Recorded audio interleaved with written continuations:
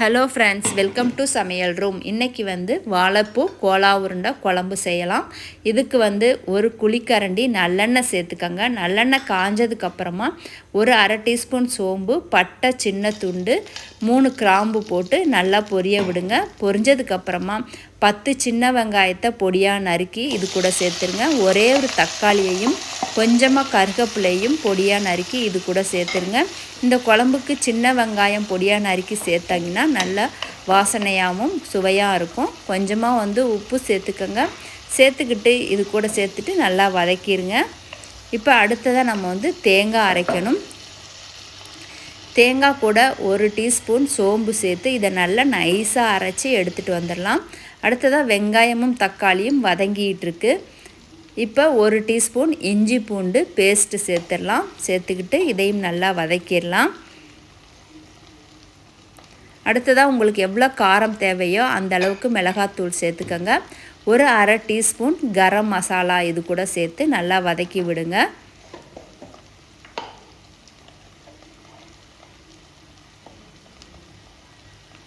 அடுத்ததாக ஒரு 1/4 டீஸ்பூன் மஞ்சள் பொடியும் சேர்த்துக்கோங்க.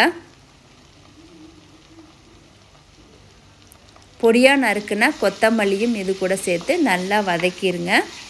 வெங்காயம், தக்காளி, பொடியாக நறுக்குன கொத்தமல்லி, இஞ்சி பூண்டு பேஸ்ட்டு இது நல்லா வதங்கட்டும்.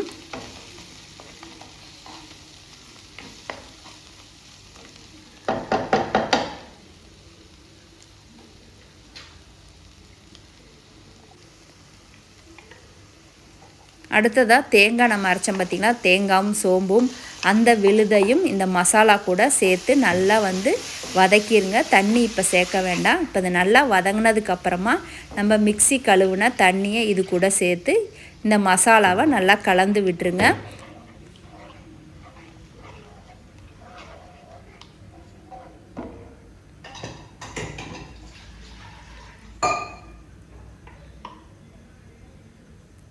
இப்போ உங்களுக்கு எவ்வளோ தண்ணி தேவையோ, குழம்புக்கு எவ்வளோ தண்ணி தேவையோ அந்த அளவுக்கு தண்ணி சேர்த்துருங்க.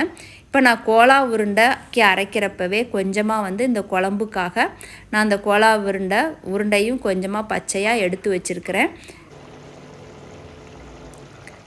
இப்போ இந்த கோலா உருண்டைக்கு மாவு அரைச்சோம் பார்த்திங்களா, அதை கொஞ்சமாக எடுத்து இந்த குழம்போடு சேர்த்துடலாம். இந்த இது சேர்க்குறப்ப நல்லா குழம்பு நல்லா வாசனையாகவும் டேஸ்ட்டாகவும் இருக்கும். உப்பு சரியாக இருக்கான்னு செக் பண்ணிக்கோங்க. தண்ணியாக வேணும்னா தண்ணி இன்னும் கொஞ்சமாக சேர்த்துக்கோங்க. திக்காக வேணும்னா நல்லா சுண்டை வச்சுட்டு நம்ம பொரித்த கோலா உருண்டைகளை இதில் சேர்த்துடலாம். இது வாழைப்பூ கோலா உருண்டை குழம்பு. இந்த வாழைப்பூ கோலா உருண்டை குழம்பு உங்களுக்கு இந்த வீடியோ பிடிச்சிருந்தா லைக் பண்ணுங்கள், ஷேர் பண்ணுங்கள், கமெண்ட் பண்ணுங்கள்.